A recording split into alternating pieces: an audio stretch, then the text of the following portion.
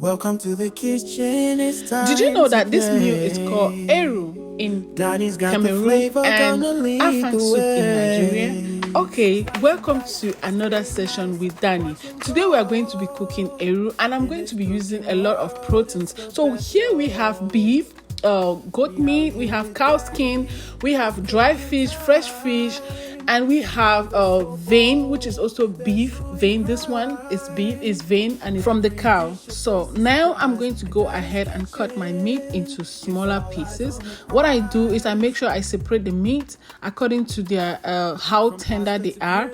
So when I cut my meat, I wash it thoroughly, and with the cow skin I put some boiled hot water into it so that it settles, and I wash off again to make sure that all the sand is out. For those who eat it, you understand. Then I go ahead and cook the meat according to how tender they are. I start with the beef veins, and then I add the clove, and then the beef, and then the lamb. I do not cook them all at the same time because some is going to get ready before another. Why I do that? My fish is in the oven. I'm trying to air fry this fish in the oven. This oven has an air fryer, for if you do not understand why I say air fry. So I'm going to air fry that fish to make sure that it's a little dry but with some moisture left in it. So after that, while the meat is cooking and my meat is in the air fry or in the oven, I go ahead and rinse my plate and put them in my dishwasher, getting them ready to be washed in the dishwasher.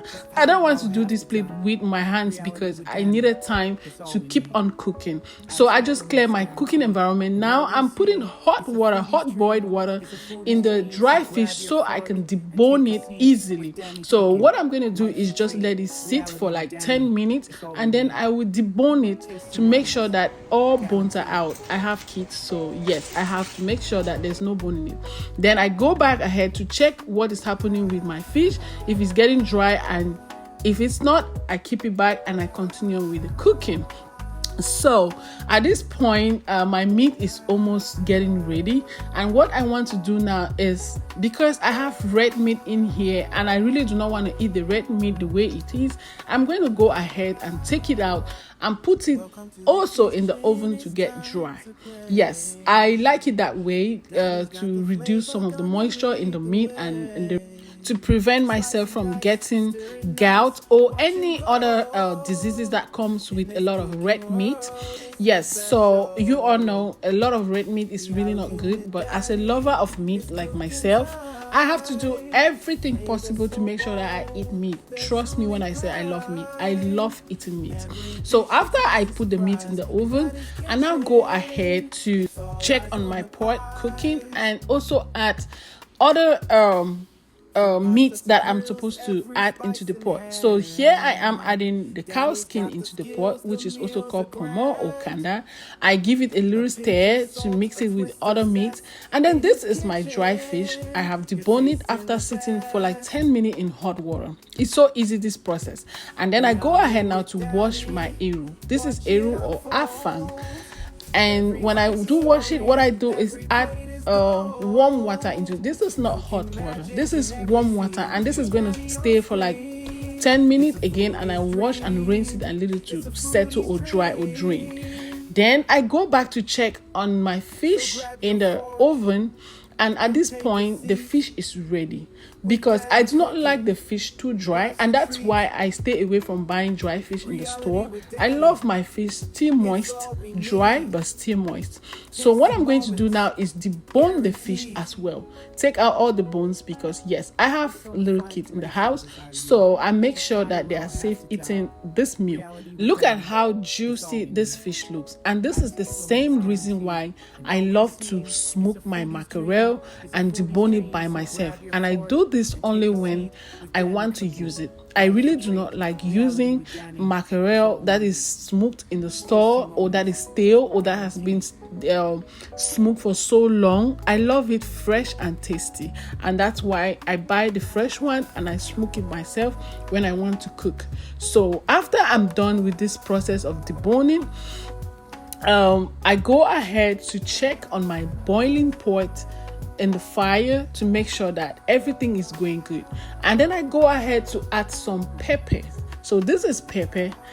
if you know how to cook eru, you will know that pepper is one good ingredient. Even if it's not going to be too spicy, let some fresh pepper be in that pot. So I put the pepper, I give it a good stir, and here is my beef ready to put back into the pot. So it's brown, it's dry, and it's just at the level where I want it. So I put it back in the pot and I give it a good stir. And at this point, gosh, the eru flavor is already given, or the afang flavor is given. So do you remember my water leaf that I prepared yesterday? So this is it, water leaf. I kept it in the fridge because I didn't have to package it because I wanted to use it. So what I do is just go ahead and put some water leaf in the pot. When I put water leaf in the pot, I'm going to cover the water leaf to cook for a few minutes, say about 10 minutes, or no, 5 minutes, because water leaf is so easy to cook. So as you can see, it's once it get warm, it start getting watery immediately. So when I give it a good stir at this point, I don't want the water leaf to cook for so long before I add my eru or my afang in the pot. So at this point, I'm going to go ahead and start adding the afang or the eru that I wash and drain in the pot. So that is my eru being added. As you can see, the eru at this point is fresh, it's clean, and it's green. The reason why I put warm water in the eru and kept for some minutes to wash is because I wanted the green to come back, because this eru was dried eru from Africa. So I have to give it to revamp it, or maybe make it live again. Don't mind what I'm saying, but all I'm saying is I just had to put in water and make it fresh some more. Okay, after the eru is in the pot, I give it a good mix, because trust me, you want to mix this eru really good because it can clump really fast. So you want to give the eru a good mix to mix with the water leaf in the pot. So at this point, I'm already looking at it and I'm trying to see if my water leaf and eru is balanced up, because trust me, you don't want to put too much water leaf in your eru, neither do you want to put too much eru in the water leaf. You don't want to put too much of this afang leaf in the water leaf, neither do you want to put too much water leaf in the afang leaves, because it's either going to be too soft or too hard. You have to really be calculative about it. So at this point, I've finished stirring and everything is mixed up. I have tested and my salt and the seasoning is okay. So I go ahead now to add my palm oil. This is red oil, as some people will call it, but it's palm oil because it's made from palm. So I go ahead, add some palm oil and let it cook in the middle. So you saw me try to make way for the palm oil. I put in the middle so it can cook in that middle part. Then I go ahead to add my crayfish. This is crayfish, commonly called in Cameroon, and it's prawns for people who do not know how to call it, but this is prawns, so we call it crayfish. You add crayfish and you want to be generous with this crayfish, because trust me, what is eru or afansu without crayfish? What is eru or afansu without crayfish? You want to go ahead and add that much crayfish to make it really spicy, tasty, and sweet.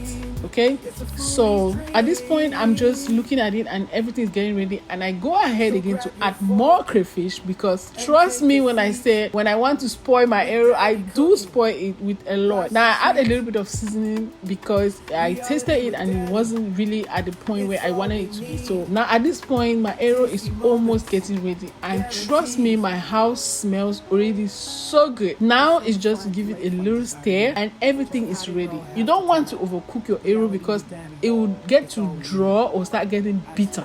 For the people or for someone that's eating eru that is a little bitter, there's always, maybe you turn it too much, you cook it too much, or you wash it with a lot of stress, and I don't know how it happens, but trust me, you don't want to overstir or you don't want to overcook eru. So at this point my eru is almost ready. I cover it for like 2 minutes, and here is my eru ready to go with some fufu. I mean, in this video I'm not going to put in the whatever that we add with this eru because the video is already too long, but we are having this eru with two things, gari and some fufu or eba, whatever you call it. So we are going to have this eru with so many different types of fufu.